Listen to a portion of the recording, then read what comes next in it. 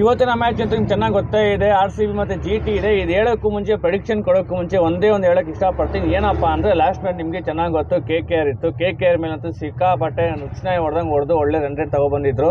ಅದೇ ತರಹ CSK ಅವರು ಹೋಮ್ ಟೌನಲ್ಲೇ ಹೋಗಿ ಅಲ್ಲೂ ಚಿಂದಿ ಉಡಾಯಿಸಿದ್ದಾರೆ. ಹಿಂಗೆ ಅಂದಮೇಲೆ ಇವತ್ತಿನ ಮ್ಯಾಚು RCB ಗೆಲ್ಲತ್ತೆ, ಹ್ಯಾಟ್ರಿಕ್ ಹೊಡೆಯುತ್ತೆ ಅನ್ನೋದಕ್ಕೆ ನೋ ಡೌಟ್ ಅಂತ ಹೇಳ್ತಾ ಇವತ್ತಿನ ಪ್ರೆಡಿಕ್ಷನಲ್ಲಿ ನಾನು ಹೇಳೋದು ಒಂದೇ ಒಂದು, 100ಕ್ಕೆ 100 ಪಕ್ಕ ಗೆಲ್ಲೋದು ಅದು RCB. ನಂಬ್ಕೊಂಡಿರೋರು ನಮ್ಮ ಜನರು. ಫ್ರೆಂಡ್ಸ್, ಇನ್ನು ಪಂಚ್ ಟೇಬಲ್ ವಿಚಾರಕ್ಕೆ ಬರಬೇಕು ಅಂತ ಅಂದರೆ ಚಿಂದಿಯಾಗಿ ಆಡಿದ್ದಾರೆ RCB ಅವರು. ಟಾಪ್ 1ನಲ್ಲಿದ್ದಾರೆ. ಅವ್ರು ಏನೇ ಒಂದು ರನ್ ರೇಟ್ ಅಂತೂ ಸಿಕ್ಕಾಪಟ್ಟೆ ಯಾವ ಮ್ಯಾಚು ಹಿಂದೆ ಇರೋ ಒಂದು ಕೆಲವೊಂದು ಟೀಮ್ಗಳು ಹಿಂದೆ ಹಾಕಬೇಕು ಅಂತ ಹೋದ್ರೂ ಸಾಧ್ಯ ಇಲ್ಲ. ಆ ರೀತಿ ರನ್ ರೇಟ್ ಇದೆ.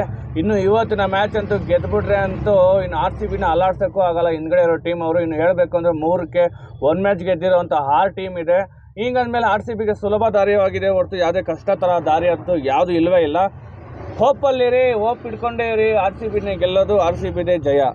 ಹಾಗಂತ ಹೇಳ್ತಾ ಸಬ್ಸ್ಕ್ರೈಬ್ ಮಾಡಿ ಪ್ಲೀಸ್.